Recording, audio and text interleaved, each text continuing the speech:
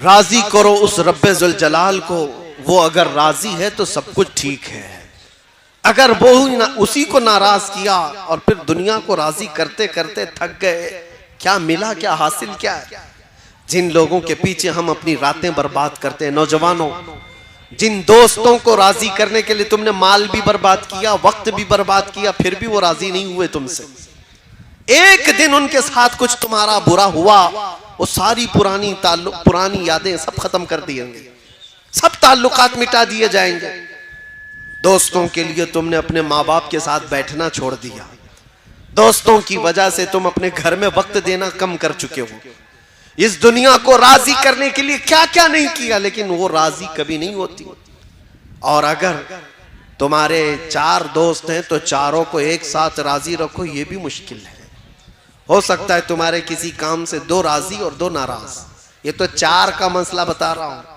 और जिसको 4000 के बीच में जीना है, वो कब तक उन सबको राजी करता रहे? एक एक इंसान को राजी करते करते उसकी लाइफ खत्म हो जाएगी। फिर बाद में पता चला उम्र ढल गई, इनमें से आधे भी राजी नहीं हुए। होता ही यही। मस्जिद के सदर साहब, मस्जिद की कमेटियां चलाने वाले, या मेहराब के इमाम साहब, आप अगर सबको राजी करने पर लग गए तो आपकी जिंदगी खत्म हो जाएगी। पूरे राजी नहीं होंगे, कभी राजी नहीं होंगे पूरे। एक बात याद रखो, तुम्हें रब तबारक व तआला ने ये खिदमत अता की है तो सिर्फ रब्बे जुल जलाल को राजी करने पर लगो। अल्लाह को राजी करो, और अल्लाह अगर राजी हुआ तो पूरी कायनात को अल्लाह खुद अपनी जानिब से तुम्हारी तरफ से राजी करा देगा। वो तुम्हारी मोहब्बत उनके दिलों में खुद डाल देगा। मुझे आज बताओ, सुल्तानुल औलिया गौसुल आजम अब्दुल कादिर जिलानी रदी अल्लाह तआला अन्हु को देखा हुआ यहाँ कौन बैठा हुआ है? कोई उनको देखा हुआ? उनके जमाने का, आसपास का सरकार गरीब नवाज को देखा हुआ कोई है? बरसों बीत गए, लेकिन आज भी तुम्हारे दिलों में उनके नाम की भी मोहब्बत कैसी है? उनके नाम की भी मोहब्बत कैसी? वजह यह है कि वो जब तक जिंदा थे सिर्फ अपने रब को राजी करते थे, अल्लाह को राजी करने पर लग गए, अल्लाह को राजी करने पर लगे रहे, और रब तबारक व तआला ने पूरी कायनात को उनसे राजी करा दिया है। पूरी दुनिया में लोगों के दिलों में अल्लाह ने उनकी मोहब्बत डाली है। एक बात बताता हूं, अल्लाह तबारक व तआला को बंदा राजी करने पर जब लग जाता है, उसका बहुत कुछ लुट गया हो तो भी उसे, जैसे बज़ाहिर कुछ चीजें नुकसान में आ गई, होता है मैं रब को राजी करने के लिए निकला, मेरा वो छूट गया, ये छूट गया। ये शैतान तुम्हारे दिलों के अंदर ये एहसास डालेगा, तू नमाज के लिए जा रहा है, अल्लाह को राजी करने के लिए दुकान कैसे चलेगी? पूरा फुल बिजनेस टाइम है ये नमाज का, इस वक्त ग्राहक को छोड़ के कैसे जाएगा? तुम्हारे दिल में ये बात आई, इतनी देर का तो धंधा नुकसान हो जाएगा, खराब हो जाएगा, यहाँ छोड़ करके जाऊंगा अल्लाह को राजी करने के लिए, ये सब तो चले जाएंगे, दूसरे दुकान से खरीदारी कर लेंगे। लेकिन तुम्हें पता नहीं मेरे अजीजों, तुम्हें पता नहीं, वो थोड़ी देर के लिए तुम उनको राजी करने के लिए अल्लाह से दूर चले गए, फिर वो वक्त खराब तुम्हारे ऊपर इतना आएगा कि घंटों फिर पेशानी रगड़ रगड़ करके मांगते रह जाओगे, फिर मांगने के लिए आओगे। इसीलिए एक बात याद रखो, मैं बता रहा हूं, बुजुर्गों ने यह भी फरमाया कि जो बंदा अपनी दुकान, अपने कारोबार, ये सारी चीजों से छोड़कर भाग कर आता था अल्लाह की बारगाह में, तो उसके कारोबार को चलने न चलने की कोई टेंशन नहीं है।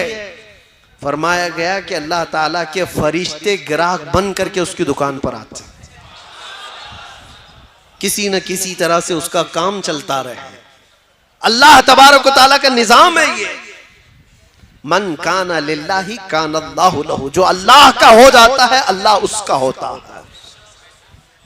फिर मैं उसी बात पर आता हूं, अल्लाह हमारा रब क्या है? इस पर जमे हो, डटे हो, सुनो, कुछ कुर्बानियां देनी पड़ सकती हैं, कुछ कुर्बानियां देनी पड़ सकती हैं। जरूरी नहीं कि हर एक की जिंदगी से कुर्बानी ली जाएगी। वो रब ताला जिससे चाहे अपने नाम पर कुर्बानी ले, जिससे चाहे। तो क्या इस बात से डर कर भागते हो कि अल्लाह ताला की बारगाह में कुर्बानी देने से भागना चाहिए मुझे? सुनो, एक पुराने जमाने की हिकायत है, मैं सुना देता हूं। सुना है कि मूसा अलैहिस्सलाम के पास एक खातून आई, उसके बच्चे नहीं थे, औलाद नहीं थी।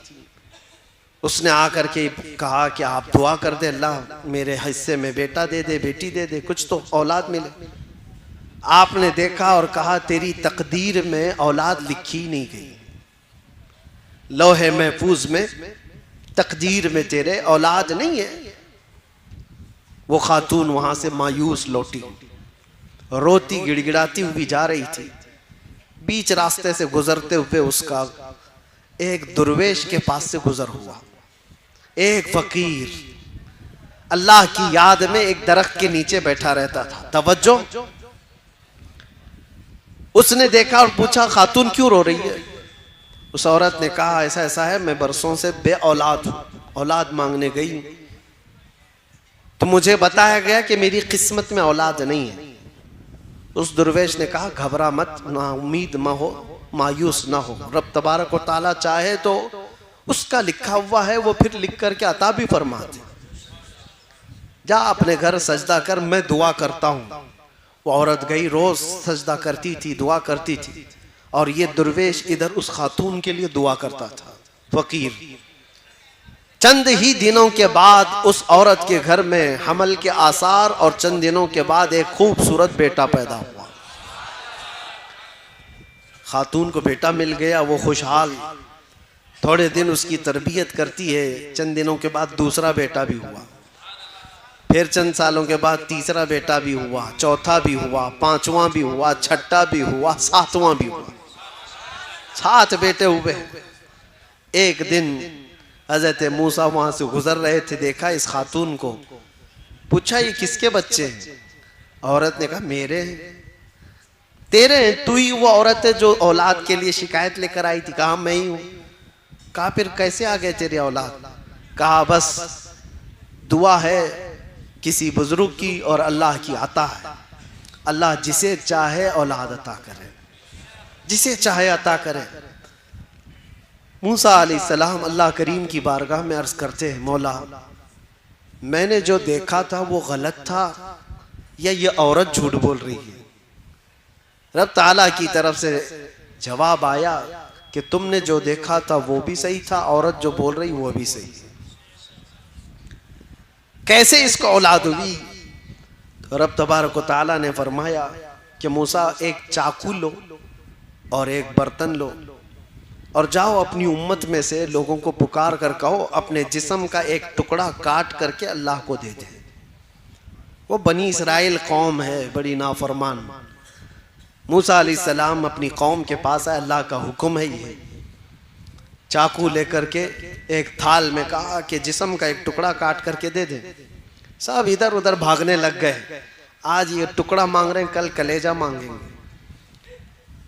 जिस्म काट करके देने वाले जिगरे बहुत कम लोगों के होते हैं, कौन करेगा? शाम हो रही थी, आपका गुजर उसी दुर्वेश के पास से हो रहा था।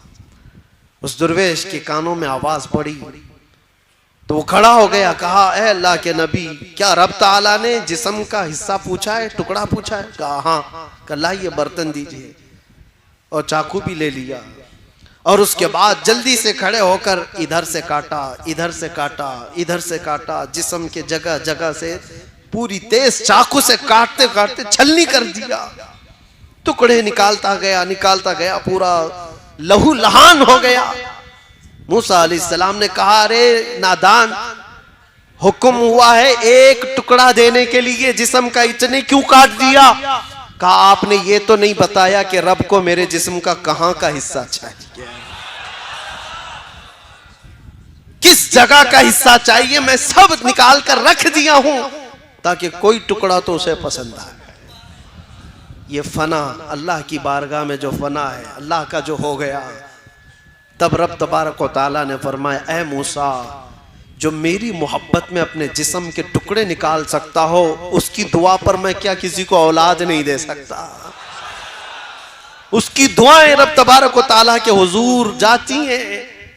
इसीलिए कहा गया खुद ही को कर बुलंद इतना कि हर तकदीर से पहले खुदा बंदे से खुद पूछे बता तेरी रजा क्या है।